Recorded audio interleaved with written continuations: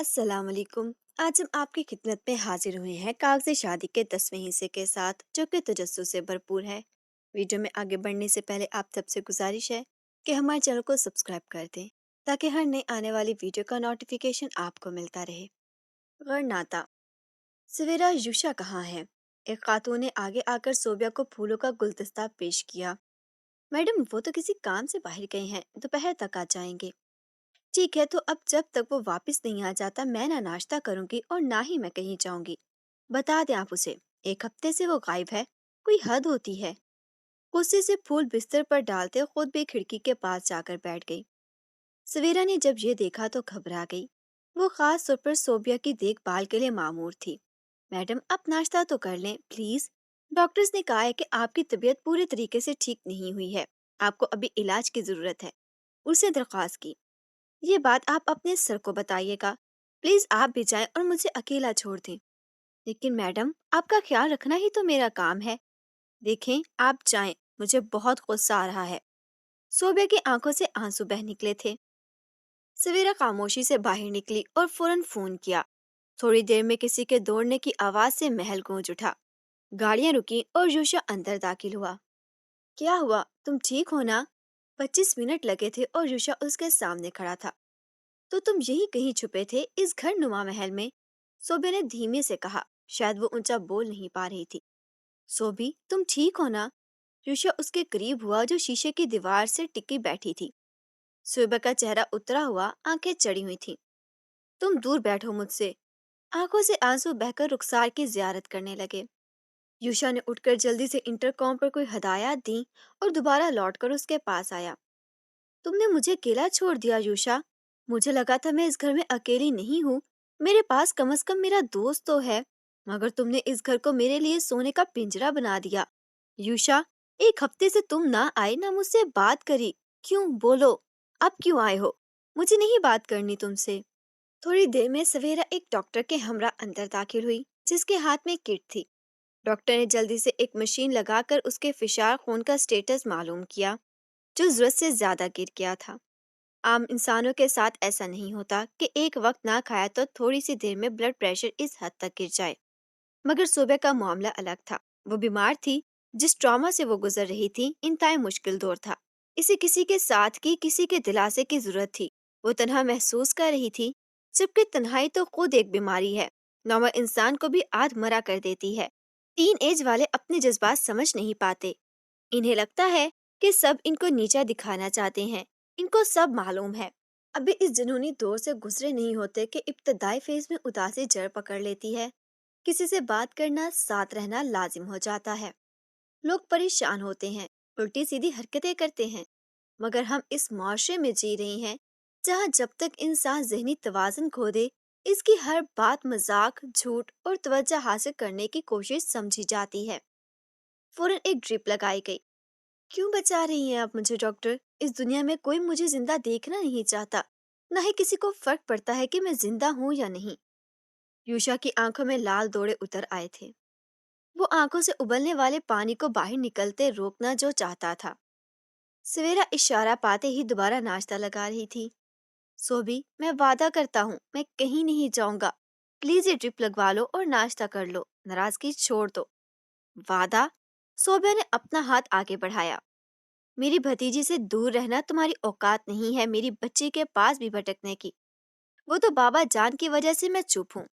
یہ جو تم اسے پٹی پڑھا رہے ہو نا، یاد رکھو یہ کاغذی شادی ہے اور قابضوں میں دفن ہو جاتی ہے۔ صوبی کو اس بارے میں کبھی علم نہیں ہونا چاہیے، بلکہ کچھ ایسا کرو کہ وہ تم سے نفرت کرے، اور پھر میں بابا جان کو کہہ کر اسے اپنے پاس بلا لوں گا۔ یتیم لاوارث کے حوالے گھر کی بچی کر دی۔ حارث کی باتیں جو خصوصی ویڈیو کال کے ذریعے یوشا کو کہی گئی تھی، پوری فلم کی طرح ایک بار پھر اس کی نظروں کے سامنے گھوم گئی۔ احساس کمتری نے اس کے وجود کو وہیں منجمد کر دیا، مگر اگلے ہی لمحے صوبیہ کی حالت دیکھ کر جسم میں ایک نئی حرارت آئی، ایک نیا جذبہ پھوٹا، جس نے کہا، اس سب میں صوبیہ کے ساتھ جو ہو رہا ہے یا جو ہوگا، اس کا کیا؟ اس کی تکلیفوں کا سلسلہ اتنا طویل کیوں؟ اسے تو اب آرام ملنا چاہیے۔ بس کسی انجانی قوت نے یوشا کا ہاتھ اٹھا کر صوبیہ کے ہاتھ میں رکھ دیا اور پھر دونوں ہاتھوں سے ایک ہاتھ کو مضبوطی سے تھام لیا۔ वादा, आज के बाद तुम्हें यहाँ कोई तकलीफ नहीं होगी। जल्दी से ठीक हो जाओ, तुम्हारे मरीज तुम्हारा इंतजार कर रहे होंगे। यूशा की बात पर सोबिया का ध्यान इस तरफ गया जो उसकी अब तक की सबसे बड़ी खुशी थी। लाहौर। सर, ये कागजात मेरी क्लाइंट वर्दा रंधावा की तरफ से मैं आपको पेश कर रहा हूँ और दरख्वास्त करता हूँ कि आप और आपकी फैमिली ये घर छोड़कर अभी और इसी वक्त चले जाएं। एक वकील ने अंदर दाखिल होकर कामिल रंधावा को कुछ कागजात थमाए। उसके साथ मकामी पुलिस अहलकार भी था। सलीम और उनके बेटे गुस्से से आगे बढ़े, मगर कामिल रंधावा के इशारा करते ही सब अपनी जगह साकित हो गए। कागजात को पढ़कर एक बुलंदो बांग कहका लगाया, सर, आप इस तरह हंसकर कानून का मजाक उड़ा रहे हैं। और वर्दा पुत्र नीचे आ। ओ वर्दा। इससे पहले कि वो जुमला पूरे करते, वर्दा नीचे दौड़ती हुई आई। उनके पीछे फैसल भी तेजी से दौड़ा चला आ रहा था। पुत्र, ये वेख तेरा वकील की बकवास कर रहा है, हमें घर से निकाल रहा है और कह रहा है कि तूने ऐसा कहा है।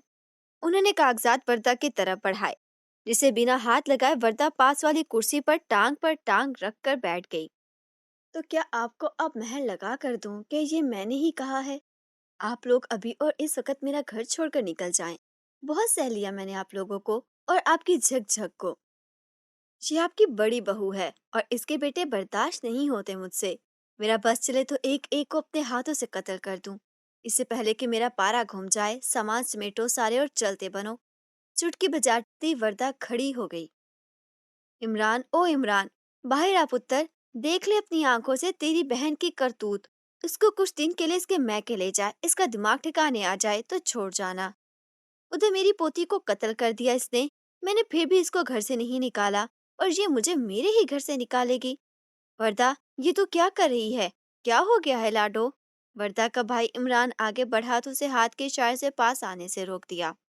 इंस्पेक्टर साहिब, ये कागजात मेरे नाम है। मैं फैसला करूंगी कि इस घर में कौन रहेगा और कौन नहीं। ये कौन होते हैं इस घर से मुझे निकालने वाले? वर्दा होश से बेगाना न जाने क्या बोले जा रही थी। कहते हैं ना, इंसान अपनी तबाही खुद ही लाता है। वो भी ऐसा ही कर रही थी, अपनी तबाही अपने हाथों। कामिल रंधावा ने इमरान को शायर से रुकने का कहा, जिसने अपनी बहन की बात सुनकर बेबसी से उसकी तरफ देखा। इस भीड़ में एक आदमी ने बैग में से कुछ कागजात निकाले और कामिल रंधावा के हाथ में दिए, जिसे पुलिस के हवाले किया तो वो माफी मांगकर वहां से उल्टे पैरों निकल गया। मगर जब वर्दा के वकील ने पढ़े तो खौफ से कांपने लगा। क्या बोलोगे अब तुम? सरकार, गलती हो गई, आइंदा नहीं करूंगा। दोनों हाथ जोड़े वो कामिल रंधावा के पैरों में बैठा हुआ था। दादाजी ने तो बसात ही उल्ट दी माम। अब क्या करोगी? तुम भी पैरों में बैठकर माफी मांग लो या मामू के साथ भाग जाओ इस घर से। शायद बचने का कोई रास्ता मिल जाए, वरना ताया और इसके बच्चे तो मार ही ना डालें तुम्हें। फैसल ने सरगोशी की। इसी के साथ हम इख्तिताम करते हैं अपने नॉवल के 10वें हिस्से का। वीडियो अच्छी लगी है तो लाइक कर दें और हमारे चैनल को सब्सक्राइब करना ना भूलें। इसी के साथ हमें दें इजाज़त। खुदा हाफिज।